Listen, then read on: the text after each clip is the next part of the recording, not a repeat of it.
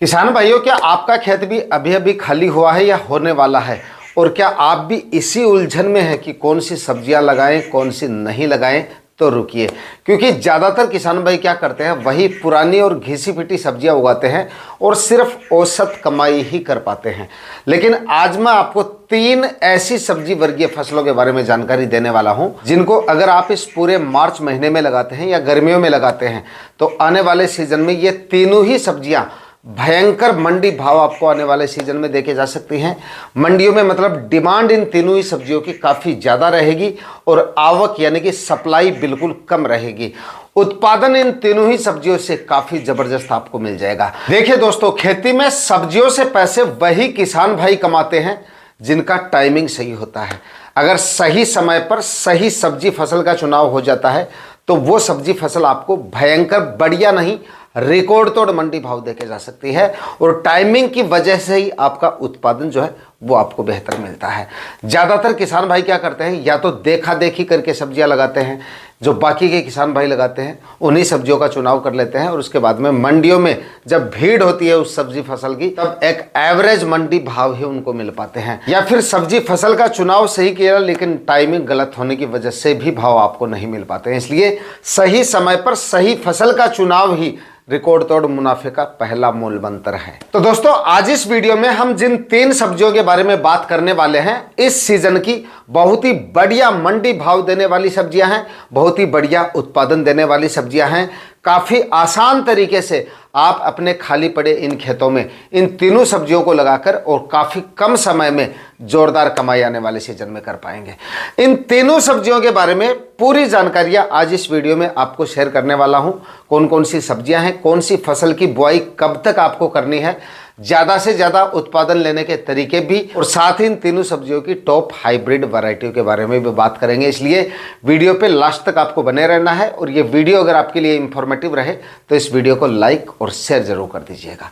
नमस्कार किसान भाइयों, मेरा नाम है सुरेश और आप देख रहे हैं खेत किसान झुंझुनू। दोस्तों, फरवरी और मार्च का महीना ऐसा टाइम है जिसमें सब्जियों को ग्रो करना तो काफ़ी ज़्यादा आसान है। बहुत आसान तरीके से आप इनको शुरुआत में ग्रो कर सकते हैं क्योंकि जो क्लाइमेट होता है इनके वो काफ़ी ज़्यादा सूटेबल रहता है। लेकिन आगे चल के उनसे उत्पादन लेना उतना ही थोड़ा मुश्किल भी रहता है क्योंकि कई इलाकों में टेम्परेचर काफ़ी ज़्यादा बढ़ जाते हैं, लू वगैरह भी चलनी शुरू हो जाती है। तो एक तो ऐसी फसलों का हमें चयन करना चाहिए जो तेज़ टेम्परेचर में थोड़ा अच्छे से सर्वाइव कर ले, और दूसरा कुछ ज़रूरी सावधानियां भी हैं जो हमें रखनी चाहिए ताकि आगे चल के अगर टेम्परेचर काफ़ी ज़्यादा बढ़ भी जाते हैं तो इनसे हम बेहतर उत्पादन बराबर निकालते रहें। लास्ट में इन सभी सब्जियों से किस तरह से आप अच्छा उत्पादन निकाल पाएंगे, गर्मियों से बचा पाएंगे, वो तरीके वीडियो के लास्ट में आपको बताएंगे। लेकिन सबसे पहले बात करते हैं सबसे पहली फसल के बारे में, और वो है दोस्तों खीरा ककड़ी या देसी ककड़ी या तर ककड़ी भी आप कह सकते हैं, या फिर खीरा भी आप इस समय पे लगा सकते हैं। यानी ककड़ी वर्गीय जो भी फसलें हैं उनको इस समय पे आप लगा सकते हैं। चाहे ककड़ी लगा लीजिए, चाहे आप खीरा लगा लीजिए, और चाहे तो आप इन दोनों को लगा लीजिएगा। जिस समय पे ये फसलें आपकी तैयार होती हैं उस समय पे मंडियों में सप्लाई 0 या ना के बराबर देखने को मिलेगी आपको अगर आप इनको मार्च में लगाते हैं। दूसरा, छोटी अवधि की फसल है। तर ककड़ी या देसी ककड़ी को आज आप लगाते हैं तो 35वें दिन इसका उत्पादन जो है वो चालू हो जाता है। तो क्लाइमेट या टेम्परेचर आपके क्षेत्र में जल्दी और ज़्यादा रहते हैं तो ऐसी फसलों का अगर आप चुनाव करेंगे तो ये जल्दी तैयार हो जाएंगी।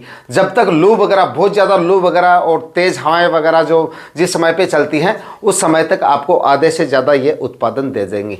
तो ऐसी फसलों का अगर आप चुनाव करेंगे तो भाव भी ज़ोरदार मिलेंगे और उत्पादन भी आपको काफ़ी ज़ोरदार मिलेगा। उसके बाद में तर ककड़ी या देसी ककड़ी जब तक आपको इसका उत्पादन मिलता है ताबड़तोड़ उत्पादन देने की क्षमता रखती है, मतलब जल्दी जल्दी। वैसे ये छोटी अवधि की फसल है, मतलब 60-65 दिन में आपकी फसल पूरी तरह मतलब उत्पादन दे दा के चली जाएगी। 2.5 महीने मैक्सिमम मानिए आप, 2.5 महीने मानिए। या फिर आप थोड़ा अच्छा खाद्य उर्वरक डालते हैं, पोषक तत्वों का विशेष तौर से अगर ध्यान रखते हैं, रोग बीमारियां वगैरह का, तो 2.5 से 3 महीने तक भी ये चल सकती है। लेकिन 2-2.5 महीने ये ताबड़तोड़ उत्पादन ये आपको देती है। मतलब चाहे आप इसकी डेली हार्वेस्टिंग करो, और अगर इसको पछेती आप लगाते हैं, मार्च में आजकल हम जो सब्जियां लगाते हैं वो पछेती कैटेगरी में आती हैं, इस टाइप की फसलें। हालांकि कुछ सब्जियां मैं आपको ऐसी भी बता दूंगा जो मार्च के अंतिम सप्ताह में अगर आप इनको लगाएंगे तो आपकी फसलें काफ़ी ज़्यादा अगेती भी हो जाएंगी। तो ये, लेकिन ये फसलें जो हैं ये थोड़ी पछेती कैटेगरी में आएंगी, यानी कि मंडी भाव के हिसाब से इनका जो टाइमिंग है ना वो एकदम परफेक्ट है। तो दोस्तों, जो किसान भाई इस समय पे खीरा लगाना चाहते हैं वो खीरा लगा सकते हैं, और जो देसी यानी कि तर ककड़ी लगाने की सोच रहे हैं वो तर ककड़ी भी लगा सकते हैं।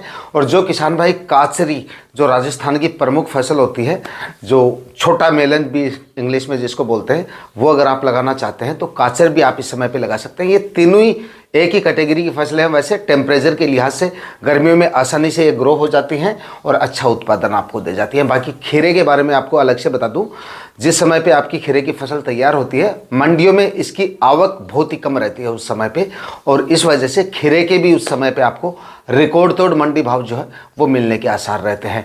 इन सभी सब्जियों को ज़मीन पे ही आपको रखना है, मतलब कि ऊपर नहीं चढ़ाना है। तारबांस वगैरह आपको लगाने की ज़रूरत नहीं पड़ेगी, क्योंकि जिस समय पे लू वगैरह चलती है और ऐसे मौसम में अगर आप ऐसी सब्जियां लगाते हैं तो इनको ऊपर नहीं ज़मीन पे ही रखा जाता है। ऊपर अगर आप चढ़ाएंगे तो लू की चपेट में आने की वजह से फ्रूट सेट ठीक से नहीं हो पाएंगे।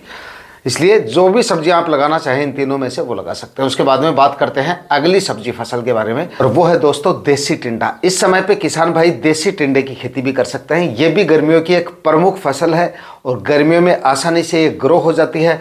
अगर थोड़ा सा आपका मैनेजमेंट सही रहा, थोड़ा सा कंट्रोल आपने अगर कर लिया, थोड़ा सा सिंचाई का मैनेजमेंट अगर आपका थोड़ा सा सही रहा, तो आसानी से आप इससे अच्छी खासी कमाई कर सकते हैं। और ये भी बिल्कुल छोटी अवधि की फसल है।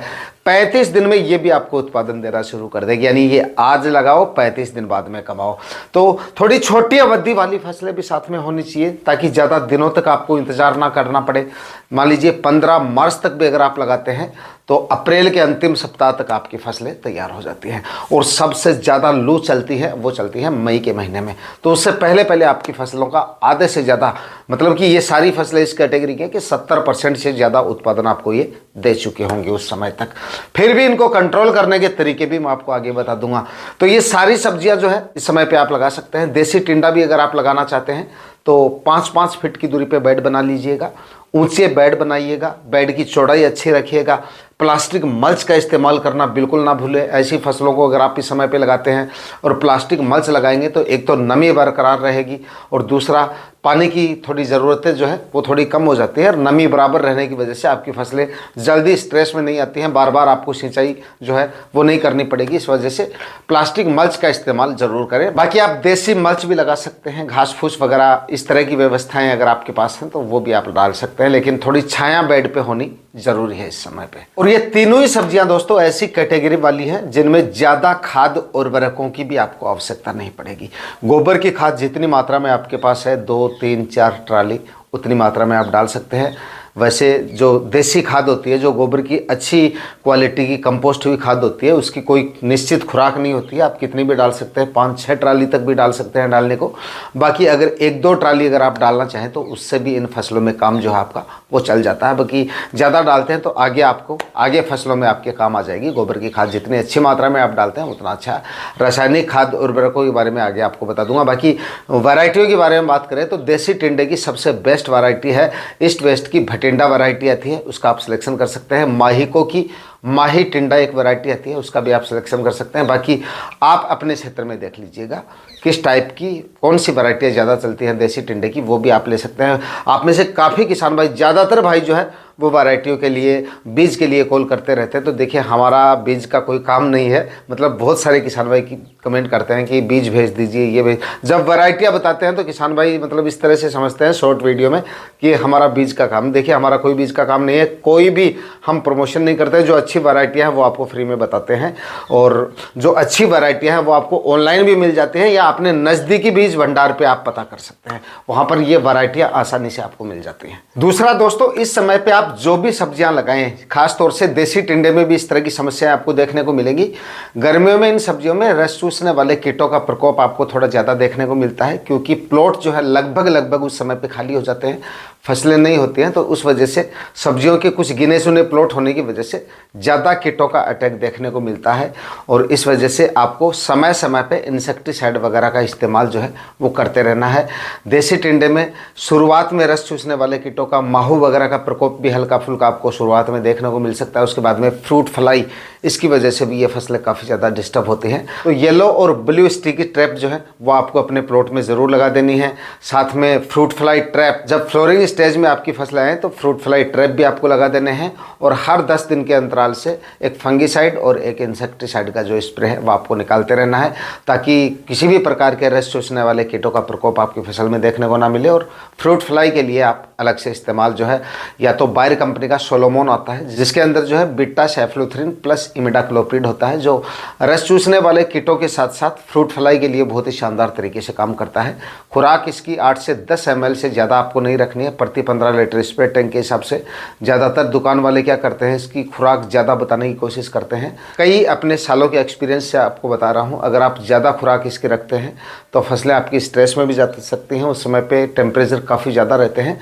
तो कई सालों के अनुभव के हिसाब से आपको बता रहा हूँ कि 8 से 10 ml प्रति 15 लीटर स्प्रे टैंक में ज़्यादा से ज़्यादा है खुराक। इससे ज़्यादा आपको नहीं रखनी है, चाहे आपकी फसल की कोई भी अवस्था हो। और दुकान वाले चाहे आपको इसकी जो खुराक है वो 12 से 15 ml तक बताते हैं, जो बहुत ज़्यादा होती है।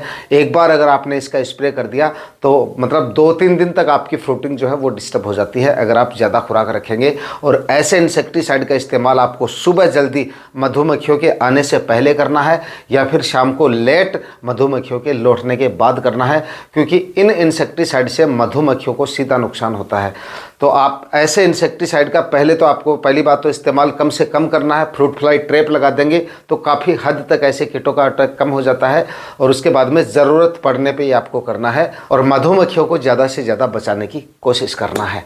रात के समय करेंगे तो प्लॉट में इसकी गैस भी ज़्यादा देर तक नहीं रहेगी, सुबह तक थोड़ा कंट्रोल हो जाता है और मधुमक्खियाँ कम बढ़ती है। सुबह अगर हम करते हैं, जैसे सुबह 8 बजे किया और घंटे भर तक बाद में मधुमक्खियों के आने का समय हो गया, उसके बाद में जो भी मधुमक्खियाँ बाद में आती हैं वो भी मर जाती हैं। तो ऐसे में शाम को अगर आप इसका स्प्रे करते हैं तो रात तक, अगली सुबह तक इसकी जो असर है थोड़ा कम हो जाता है। और खुराक अगर कम रखेंगे तब भी मधुमक्खियों का जो नुकसान है वो कम से कम आपको देखने को मिलेगा। इसी के साथ में आपको एक फंगीसाइड की ज़रूरत भी पड़ेगी और फंगीसाइड भी डालना काफ़ी ज़्यादा ज़रूरी है साथ में। तो प्रोपिनेब 70% WP फॉर्म में, यानी कि बायर का ही एंट्राकोल जो फंगीसाइड आता है वो आप ले सकते हैं, काफ़ी ज़्यादा सही है। खुराक फंगीसाइड की आप 40 ग्राम प्रति 15 लीटर स्प्रे टैंक के हिसाब से रख सकते हैं, यानी कि सोलोमोन और एंट्राकोल दोनों बायर कंपनी के ही हैं। दोनों का इस्तेमाल इस समय पे आप फ्रूटिंग स्टेज में जो है वो कर सकते हैं। छोटी फसलों में शुरुआत में नहीं करना है, मतलब ये नहीं कि केवल रस चूसने वाले कीटों के लिए आप बायर कंपनी के सोलोमोन का इस्तेमाल कर रहे हैं, नहीं, आपको फ्रूट फ्लाई की समय करना है। शुरुआत में रस चूसने वाले कीटों के लिए आप इमिडाक्लोप्रिड 17.8% शुरुआत में, बाद में 70% में ले सकते हैं बड़ी फसलों में, या थाइमिथॉक्सम 25% में ले सकते हैं। इस तरह के जो इंसेक्टिसाइड है उनका शुरुआत में आपको इस्तेमाल करना है, जिससे आपकी वाइट फ्लाई, थ्रिप्स वगैरह है और जो माहू वगैरह है वो आसानी से कंट्रोल हो जाते हैं इनसे। उसके बाद में दोस्तों बात करते हैं अगली सब्जी फसल के बारे में, और वो है तोरई की खेती। इस समय पे किसान भाई तोरई भी लगा सकते हैं। ये भी गर्मियों की एक प्रमुख फसल है। गर्मियों में इससे भी काफ़ी अच्छा उत्पादन लिया जा सकता है। और मंडी भाव का तो कहना ही क्या है भाई, इसके भी आपको मतलब कि ज़ोरदार मंडी भाव जो है मिल जाते हैं और मंडियों में इसकी डिमांड भी आपको काफ़ी ज़ोरदार देखने को मिलती है। इस समय पे आप पूरे मार्च महीने में इसको भी लगा सकते हैं।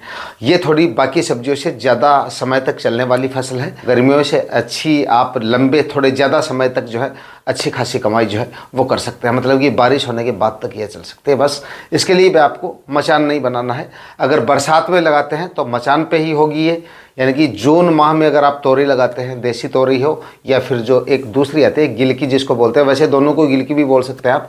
देसी तोरई का मतलब है जो खुरदरी होती है, ऊपर से सीधी लाइनें होती है, और जो गिलकी हम उसको बोलते हैं जो एकदम प्लेन और चिकनी जो तोरई आती है उसको गिलकी बोला जाता है। बाकी अलग अलग क्षेत्रों में इसको अलग अलग नामों से जाना जाता है। तो कोई सी भी फसल आप लगा दीजिए। देसी तोरई अगर आपके क्षेत्र में ज़्यादा चलती है तो वो लगा लीजिए, या गिलकी अगर आप लगाना चाहते हैं तो वो लगा लीजिएगा। डिमांड दोनों की काफ़ी ज़्यादा देखने को मिलती है। हमारे क्षेत्र में देसी तोरई के रेट जो है वो ज़्यादा देखे जाते हैं। तो इस समय पे किसान भाई देसी तोरई भी लगा सकते हैं और अच्छे खासी कमाई आने वाले सीजन में इस फसल से भी की जा सकती है। इन तीनों फसलों को लगाने से पहले 2 से 3-4 ट्राली तक सड़ी हुई गोबर की खाद डालें। ये तीनों खाद आपको जरूर डालने हैं संतुलित मात्रा में, यानी कि करीब 40 से 45 या 50 kg तक आपको DAP खाद लेनी है। 30 kg म्यूरेट ऑफ पोटाश 1 एकड़ के हिसाब से लेना है। और उसके बाद में जो यूरिया खाद है वो आप 20 kg 1 एकड़ के हिसाब से ले सकते हैं इन तीनों ही फसलों में। और देसी टिंडा में आप चाहे तो 15 से 20 kg भी ले सकते हैं, थोड़ी 2-5 kg और कम कर सकते हैं।